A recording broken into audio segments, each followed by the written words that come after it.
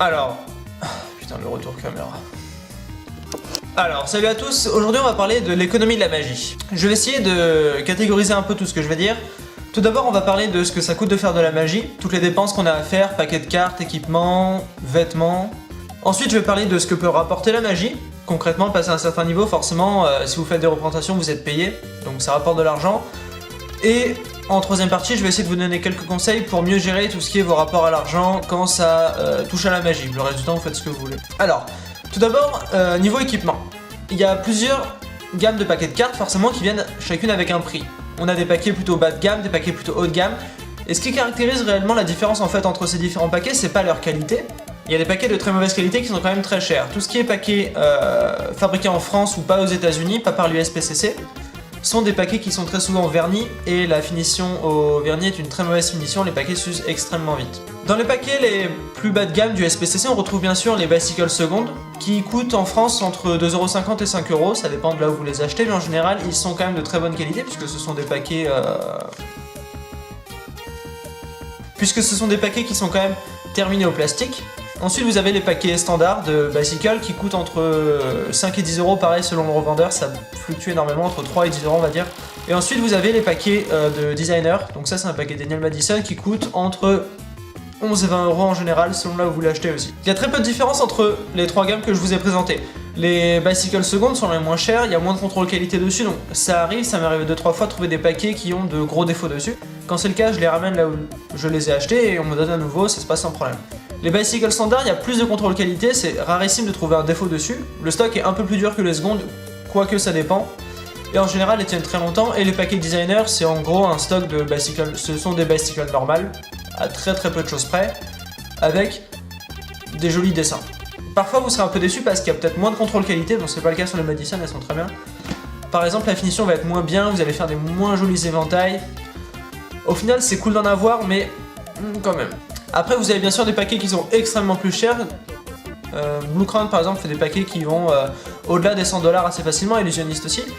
C'est juste parce que ces paquets sont extrêmement rares, ils sont pas forcément grand chose de spécial, seulement ils sont très rares, du coup ils valent extrêmement cher. Pour tout ce qui est des vêtements pour faire de la magie, c'est possible de faire des vestes spéciales avec des poches dans tous les sens et tout ça, ça coûte aussi extrêmement cher parce que ce sont des vestes qui sont faites sur mesure. Donc on compte bien sûr dans les centaines d'euros minimum. Pour le reste des équipements, si vous voulez avoir vraiment tout ce qui est les basiques, les pièces, les bobines de fil invisible, un petit peu de scotch double face, en général pour 20€ sur Amazon vous pouvez très bien avoir 2-3 paquets de cartes, des pièces, un faux pouce, une bobine de fil et pour 20€ vous avez vraiment tout ce dont vous avez besoin pour faire de la magie. Tout ce que vous avez besoin pour faire de la magie, mais dans ce cas ce sera pas forcément assez pour apprendre parce que pour apprendre la magie il faut pas mal de ressources. Ces ressources sont payantes. Elles se trouvent donc essentiellement sur internet et dans les livres. Elles sont payantes et ça monte quand même assez vite. On peut payer jusqu'à entre 0 et 5$ pour en gros une seule technique. Et par exemple jusqu'à 40$ pour un gros DVD d'un gros magicien qui fait plein de trucs. Au final, si on veut vraiment avoir un bon bagage, on peut compter en étant large quelque chose comme 40€ pour avoir une bonne collection de cartes. On n'aura pas de paquet de designer parce que forcément ça coûte 10€ donc c'est vite très cher. Même si c'est pratique et moi-même je dois en avoir une trentaine. Et après, donc par contre, ce qui est le plus important, c'est les ressources. Après, de ce qui est de gagner de l'argent avec la magie.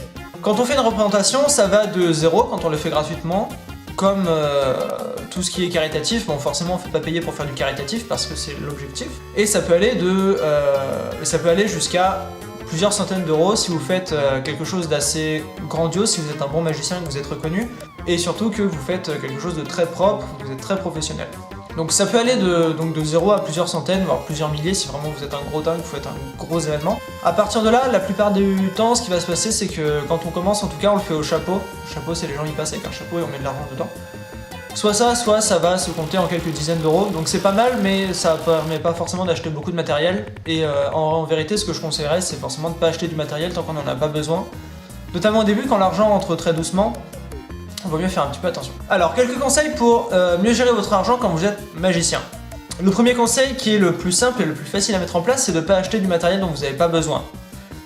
Ce que je vous conseillerais de faire, c'est une fois de temps en temps d'acheter une cartouche. Une cartouche, c'est un gros paquet de 12 de Bicycle. Donc ça coûte une trentaine d'euros, mais c'est quand même moins cher que de les acheter à l'unité. Vous en avez 12, vous avez de quoi vous entraîner pendant une année si vous n'êtes pas trop rapide avec les cartes, un peu moins si bon ça va vous durer 6-7 mois si vous êtes un gros dingue, et plus si vous entraînez sans les détruire. Tout le reste du matériel, les pièces, vous les achetez une fois, vous en avez pour toute la vie, et le reste du matériel ça s'use très peu. Donc en gros vous pouvez très bien vous en sortir pour pas énormément d'argent, et à condition de ne pas acheter des paquets qui coûtent extrêmement cher, vous en sortez plutôt bien. Bien sûr c'est pas facile parce que chaque fois qu'on voit un beau paquet on a envie de l'acheter. Sur YouTube vous avez énormément de vidéos qui contiennent des tutoriels, donc pas les miennes parce qu'elles sont privées, mais il y en a vraiment partout. Donc il suffit de taper le nom de la technique que vous cherchez avec tutoriel, en anglais, en français, vous réussirez à en trouver. Une fois que vous connaissez pas mal de techniques, par contre ce qu'il vous faut c'est des tours, il y en a des excellents aussi sur YouTube, il y a pas mal de chaînes, donc je vais essayer de mettre les liens en dessous qui font des très bons tours avec des très bons tutoriels. Il vous faut en général 8 tours, donc 8 tours c'est largement trouvable sur YouTube, vous pouvez aussi bien sûr les créer vous-même. Donc voilà, je vous ai donné quelques conseils pour bien partir sans trop dépenser d'argent parce que c'est toujours un petit peu difficile quand on commence. Idéalement, on peut toujours demander à nos parents de toute façon si jamais il y a un problème et qu'on a besoin absolument de ce super paquet de cartes qui est magnifique et qu'on veut. Bon, c'est bien de le faire de temps en temps et de toute façon je suppose qu'on le fait tous. Voilà, si vous voulez arrêter de regarder, vous pouvez, là c'est le moment où je fais ma promo. En bas il y a les liens pour la page Facebook et le blog, c'est super, vous pouvez aller regarder et lire un petit peu tout ce qu'on met. Vous avez aussi la chaîne YouTube sur laquelle vous êtes avec des tas de vidéos, on a un petit peu des tas de tutoriels dans tous les sens, les anciennes vidéos qui étaient assez mal éditées avec le son qui était un peu mauvais. On a des tas de tours aussi, mais il n'y a pas les tutoriels, mais bon, si vous êtes un peu créatif, ça ira vite fait. Et voilà, vous pouvez nous contacter si jamais vous êtes à côté d'Orléans et passer nous voir de temps en temps, on est à Rika, on fait de la magie. Et c'est tout, à la prochaine.